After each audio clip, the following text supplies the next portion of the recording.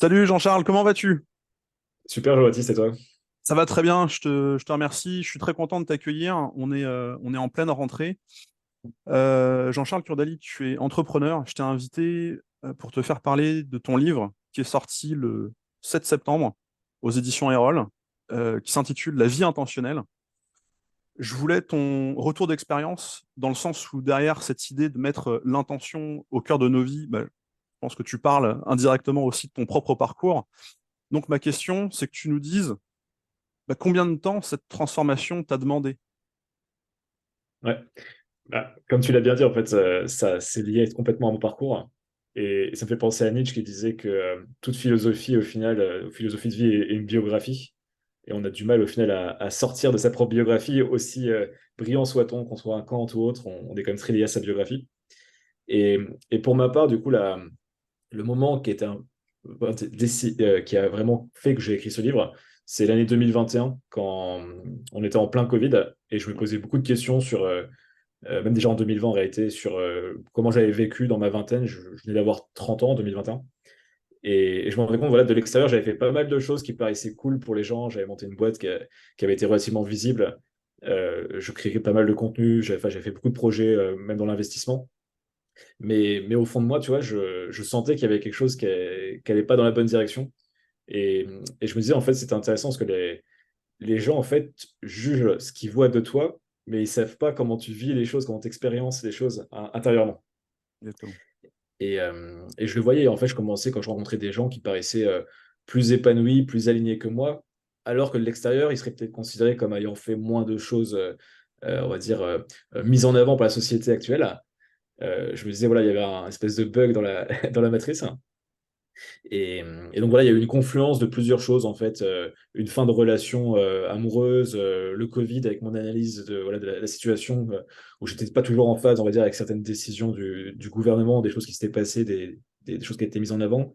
Hmm. Il y avait des problématiques au niveau business aussi. J'avais quelques sujets sur un ancien business que j'avais lancé, que j'avais dû arrêter. Il a fallu gérer la transition. Voilà, il y a eu un ensemble de choses qui sont arrivées au même moment qui m'ont fait me remettre en question et me rendre compte notamment que je n'étais pas seulement entrepreneur, j'étais multicasquette et il ne suffisait pas de monter des projets et de faire des gros projets pour se sentir bien et pour mener une vie intentionnelle.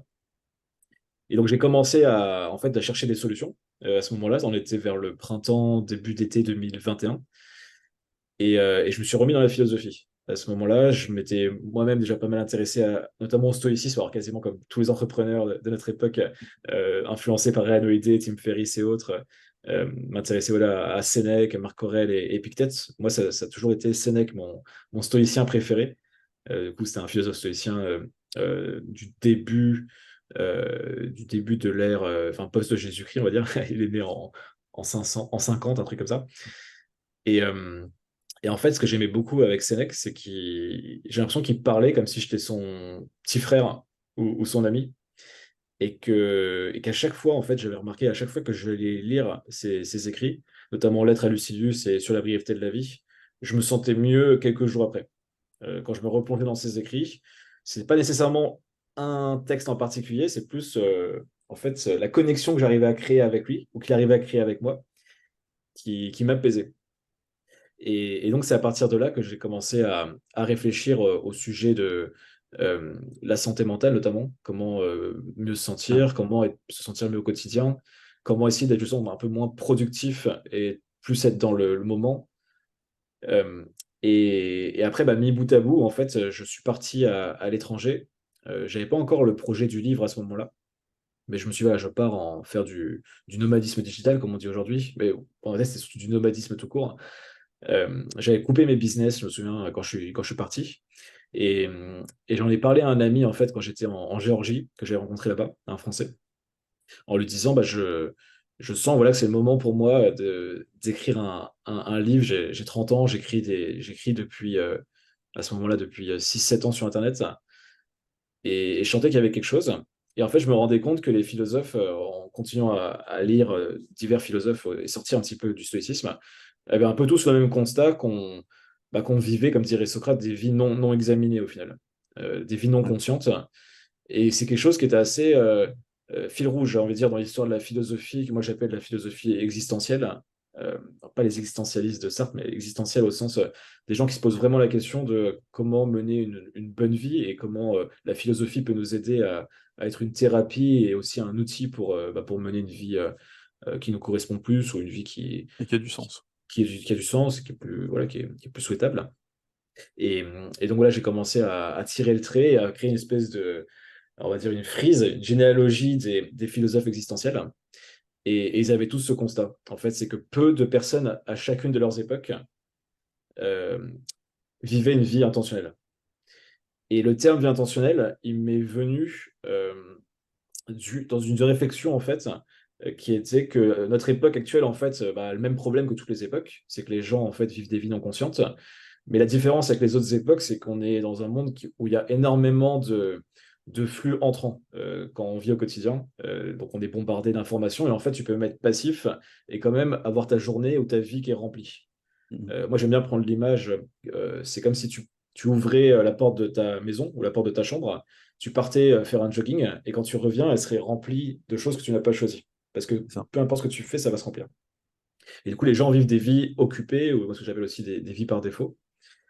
Et ça, ça a commencé voilà, la réflexion à partir de ça. Et au final, je me suis dit que, en reprenant mon exemple personnel, que bah, j'étais moi-même effectivement victime de ça dans mon quotidien, que ce soit dans mes choix. On va dire, est-ce qu'au final, je continue à être un start-upper comme j'ai été au milieu de la vingtaine, parce qu'en fait, c'est l'image que j'ai, et du coup, logiquement, il faut que je continue. Euh, est-ce que, euh, est-ce que mes comportements que j'ai dans mes usages de la technologie, ils sont sains, et est-ce que j'ai envie toute ma vie de passer autant de temps sur mon téléphone, sur mon ordi, ou sur avoir des pratiques qui me nourrissent pas, ou qui me rendent pas plus heureux, ou qui diminuent mon estime de moi-même. On peut parler des addictions modernes, j'en parle beaucoup, hein, ça fait rigoler sur LinkedIn, mais la pornographie, les réseaux sociaux de manière excessive, Il n'y a rien de euh, drôle, hein. les jeux vidéo. Non, non, mais du coup, ça fait. Mais souvent, quand on parle de pornographie, par exemple, typiquement, c'est un sujet assez sensible et il y a une espèce d'omerta tabou autour de ça. Pareil avec le jeu vidéo. Alors, certes, le jeu vidéo, il y a des très bonnes choses dans le jeu vidéo. J'ai moi-même été, pas joueur de jeu vidéo, mais joueur de poker. Donc, j'assimilais une forme de jeu. Bah, c'est un jeu, de toute façon. Donc, je dénigrerais plutôt la pratique excessive de ça et la passivité que ça peut entraîner, on va dire, au quotidien. Des personnes qui tombent un peu accro à ces choses-là. Donc, ouais, c'est vraiment ce moment, si tu veux, qui a été un détonateur pour moi. Et plus largement, tu vois, si je pouvais ouvrir un petit peu, cette question de l'éveil intentionnel, mais que je ne formulais pas comme ça, c'est depuis que j'ai 16 ans, en fait. Parce qu'en fait, là, c'est à 30 ans que j'ai vraiment eu l'idée d'écrire le livre par rapport aux événements que je t'ai racontés. Mais en réalité, à 16 ans, moi, j'ai commencé à me poser des questions sur pourquoi les adultes étaient en train m'envoyer le message et plus ou moins de me dire que c'était les meilleures années de ma vie que j'étais en train de vivre et qu'après, ça allait être une forme de longue agonie ou un long ennui au mieux pour la vie des adultes. Et ça m'a pas mal marqué. Parce que dans ma tête, je me disais voilà, qu'en adolescence, ce qu'oublient les adultes, c'est qu'on ne vit pas forcément des très belles années. En tout cas, on est en pleine crise existentielle, en puberté, voilà, plein de choses qu'on apprend, on est bourré d'hormones, enfin, il y a plein de choses on se pose de questions. Et les adultes me renvoient le message que c'est censé être mes meilleures années. Donc là, j'ai un énorme bug. Et, et c'est là aussi, pareil, j'avais commencé à chercher des solutions. Et au final, c'est ça qui m'a fait devenir joueur de poker à l'époque, puis entrepreneur. C'était ouais, de chercher un autre chemin. Et je pense que c'est ça aussi la vie intentionnelle, c'est questionner un peu les schémas préconçus, les choses qu'on va nous proposer un petit peu par défaut. Et pas forcément les rejeter, mais au moins les questionner. Et éventuellement, si on se rend compte que c'est pas ce qui nous correspond à l'instant T, chercher des voies différentes. Et moi, par exemple, j'ai eu des lectures comme Sur la route de Jack Kerouac, qui était le leader d'un mouvement littéraire qui s'appelle la Beat Generation, qui m'avait inspiré, alors non pas à prendre de la drogue et partir sur la route aux États-Unis, mais à chercher d'autres chemins. Et en fait, moi, il se trouve que c'était le poker en ligne qui a été un peu ma façon de m'émanciper. Mais ça aurait pu être des dizaines d'autres choses en réalité. Et donc voilà, donc tu vois, c'est à partir de 16 ans au final que j'ai commencé à me poser ces questions. Mais comme je le dis aussi dans ce que j'ai écrit avec le livre, en fait, la vie intentionnelle et la vie par défaut, en fait, c'est pas des absolus. C'est un spectre. On avance vers une vie plus intentionnelle et des fois, on a des rechutes. Et moi, dans ma vie, du coup, j'ai eu plusieurs rechutes. Voilà, tu vois, à 21, 22 ans, je me suis un peu perdu dans les soirées, ce qui est bien aussi, hein, d'une certaine manière, il faut apprendre des choses, de la jeunesse forme, tu vois, comme on dit, je ne sais plus l'expression exacte, mais il faut que la jeunesse se forme, mais un peu dans l'excès. Et du coup, je me perdais un petit peu, du coup, je n'ai pas maximisé ou profité de ce que je pouvais apprendre et générer avec le poker en ligne. Parce que j'étais pris dans une double vie, d'un côté un mec qui sort un peu loser à l'école ou en études, et de l'autre côté un mec assez en réussite dans le poker. Et il y en avait un comment dire, qui contaminait l'autre d'une certaine manière, négativement. Donc voilà, j'ai eu plusieurs moments en fait tout au long de ma vingtaine où il y a eu des rechutes, et à chaque fois en fait c'est juste que je me suis toujours posé la question au bout d'un moment, bah, comment je peux faire pour sortir de cet état et aller vers quelque chose de plus qui me correspond plus, en fait, qui serait plus ma vérité du moment, plus intentionnelle pour reprendre mes termes actuels. Donc, euh, donc ouais, voilà, je pense que, en tout cas, j'ai fait un petit peu le tour de t'expliquer, là, je pense, ce qui était la vie intentionnelle pour moi. Donc le livre, ce qui est super avec le fait d'écrire un livre, c'est que ça permet de mettre toutes ces pensées, on va dire, à un instant T au même endroit. Et ça, voilà, c'était d'avoir, au final, 15 ans de réflexion et 2 années, on va dire, à vraiment réfléchir le sujet Et de mise en pratique. et de mise en pratique. Et pour peut-être conclure, tu vois, c'est de se dire maintenant, ce que je vois par vie intentionnelle, en fait, je vois comme un projet global et de pas seulement faire du business et voilà, être un super entrepreneur ou essayer de créer une énorme audience en ligne, ce genre de choses, mais c'est travailler sur des projets plus holistiques, on dirait, tu vois. C'est sur ma santé, sur mon développement physique, mon développement spirituel, mon développement mental. J'essaie vraiment d'être plus complet, en fait. Je pense que c'est l'affinité, ça, c'est d'être une personne plus complète. Et c'est ce que je vais essayer du coup d'aider les gens à faire, parce que j'essaye de faire avec ce livre et avec d'autres choses que j'aimerais développer. Et puis moi, pareil, continuer, parce qu'en fait, je peux faire des rechutes encore, je sais très bien, et je peux retomber dans mes travers. On est Euh, humain. j'ai- on est humain, il y a des domaines dans lesquels je suis moins développé que d'autres. Voilà, donc c'est un travail d'une vie. Il n'y a pas de destination. C'est comme la philosophie, je dis la vie intentionnelle, c'est comme le philosophe, il sait que la sagesse, on va jamais finir par devenir le sage, mais le philosophe, il est amoureux de cette quête de la sagesse, de cette manière. Le philopreneur, du coup, pour reprendre un autre terme que j'ai dans le livre, il est amoureux de la quête de la vie intentionnelle. Tu vois, on pourrait dire peut-être pour conclure. C'est pas mal du tout. Merci Jean-Charles pour ce voyage, j'ai presque envie de dire. Félicitations pour la sortie de ce bouquin. Merci. Je pense que tout le monde peut le trouver maintenant dans les bonnes librairies, sur Amazon, sur là où J'espère on achète les bons partout. bouquins, C'est ça, ouais, partout, normalement. partout dans le monde. Ouais. Merci beaucoup de ta venue et à bientôt. À bientôt, ouais, salut.